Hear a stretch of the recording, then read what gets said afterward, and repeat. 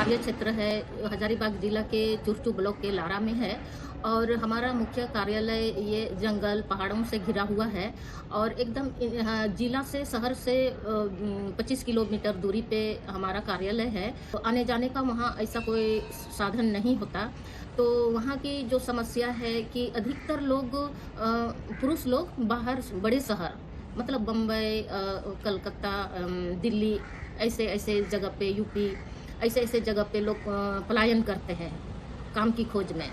और जो बाकी जो महिलाएं जो घर में रहती है वो शहर में काम करने के लिए जाती है। बिल्डिंग में 6 बजे सुबह निकलती है काम पे, शहर पे काम करने के लिए और आती है 9 बजे। तो ऐसा परिस्थिति में जो उन घर के जो बच्चे हैं, लड़कियां हैं, वे घर का सारा काम, बच्चा को देखना, बर्तन धोना, झाड़ू पोछा, जो भी घर का काम होता है वो सारी काम करती है। इसके बाद वो स्कूल जाती है, फिर शाम में आती है और फिर वही काम में लग जाती है।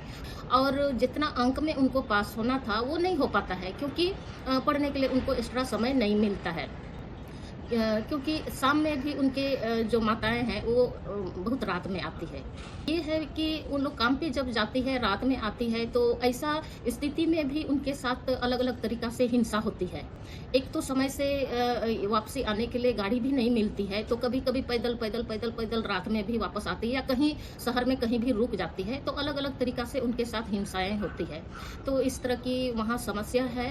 स्वास्थ्य को लेकर के, शिक्षा को लेकर के, जिस क्षेत्र में हम काम करते हैं तो वहाँ पर कोई मतलब स्कूल, मतलब हाई स्कूल जो बोलते हैं, सिर्फ एक है और गांव से स्कूल की दूरी 10 किलोमीटर 15 किलोमीटर ये है।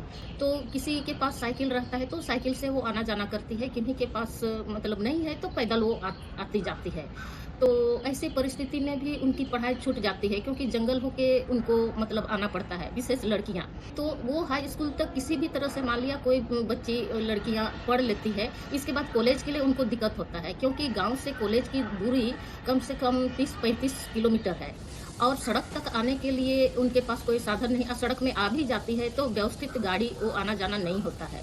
तो ये कारण से उनकी पढ़ाई छूट जाती है और वो पढ़ाई छूटने का कारण से फिर बाल विवाह जल्दी हो जाता है, मतलब उनकी जल्दी शादी हो जाती है। मतलब रहने के बाद उनकी पढ़ाई तो छूट जाती है तो उनके अभिभावक को भी लगता है कि घर में ये रह के क्या करेगी, तो वो शादी के विषय में सोचना शुरू करते हैं।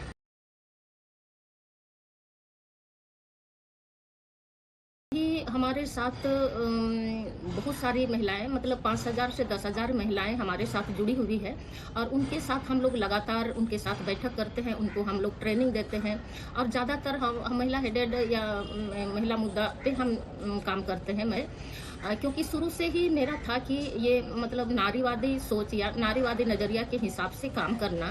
तो कुछ चिन्हित महिलाओं के साथ लगातार महिला मुद्दा को लेकर के ट्रेनिंग देना, उनको सशक्त करना, उनको अपने हक अधिकार के विषय में बतलाना।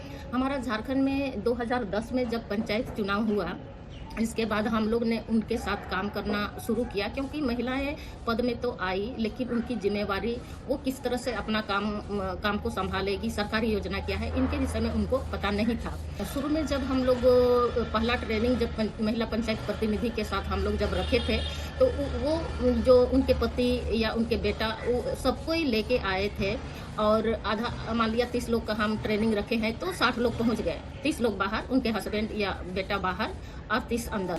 इसके बाद हम लोग इसके विषय में उनकी नेतृत्व, उनके हक अधिकार, ये सारी चीज़ों पे जब हम लोग बात करना शुरू किए और बहुत सारी बात हुई लीडरशिप को लेकर के, तब अभी वो सुधार हुआ। अभी अकेले, खुद अकेले मतलब ट्रेनिंग सेंटर तक तो आ जाती है। अब ब्लॉक चाहे जिला में अकेले जा कर के वो जो भी समस्या गांव की होती है और वो समस्या का समाधान वो करती है। और जिस दिन ग्राम सभा होता है, भारी मतलब संख्या में महिलाओं को ग्राम सभा में शामिल कराना और जब निर्णय लेने की भूमिका में भी शामिल करना। एक बोल रहा है कुछ अपना समस्या तो दूसरा महिला समर्थन करती है, तो इस तरह से उनको वहाँ पर जगह मिलता है और काफ़ी सशक्त हुई है और अपने हक अधिकार की बात करती है। उनको हम लोग अलग अलग तरीक़ा से मंच भी देते हैं ताकि वो इस तरह की जो भी अपने हक अधिकार की बात वो बोल सके, क्योंकि परिवार या समाज में उस तरह का बोलने का उनको मौका नहीं दिया जाता है। तो उससे क्या है कि वो निडर, मतलब उनके अंदर जो भय, झिझक जो होती है वो ख़त्म हो जाता है।